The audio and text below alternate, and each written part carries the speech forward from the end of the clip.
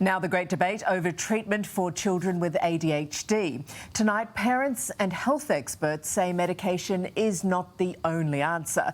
They want the same support that's given to children with autism. I'd like NDIS funding for children with ADHD brought in, definitely. I think conditions that meet those criteria, such as ADHD, should be funded through the NDIS.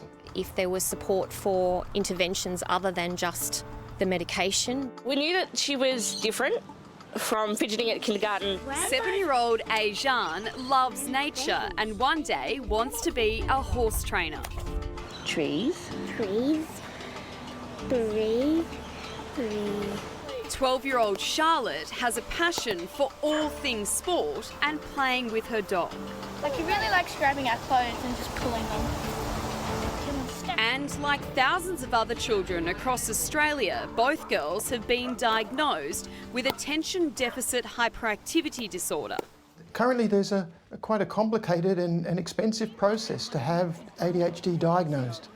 It involves going to see either a specialist paediatrician or child psychiatrist. Tonight, the experts and families joining forces to call for more government support. ADHD Australia Chief Professor Michael Cohen. Quite often they're struggling with not one but multiple children in the household who have ADHD, and maybe a parent as well. Treatment for the disorder has always been controversial, and now a lack of access to alternative care is being blamed for an 80% spike in the number of children using medication. That number could be a lot lower. It'd be a lot more easier if parents could access those alternative therapies if they choose to. Unlike autism, ADHD is not currently listed on the National Disability Insurance Scheme, something ADHD Australia clinicians and parents want changed. It would make a significant difference to families like myself. Amanda Robinson has 2 children. Her eldest, Charlotte, has been diagnosed with ADHD, while her 9-year-old son, Axel, is showing signs. Well, the real expense is the $3,500 that you have to spend getting a full educational assessment done initially from a psychologist to find out if your child has ADHD, and then up to $1,000 for an initial consultation with a paediatrician. Charlotte takes medication daily. While it's proven beneficial, her mum says it's not the only solution. You still need a structure or a system to help them actually develop those skills in addition to the medication. Which often involves occupational or speech therapy, appointments with specialists, paediatricians and psychiatrists.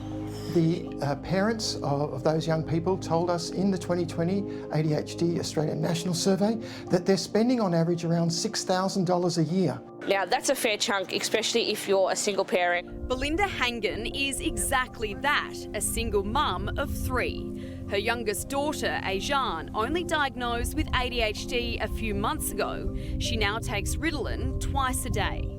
She's more focused. She is more driven to get things that she wants to get done, and she's actually gained 6 months in her reading from the start of the year.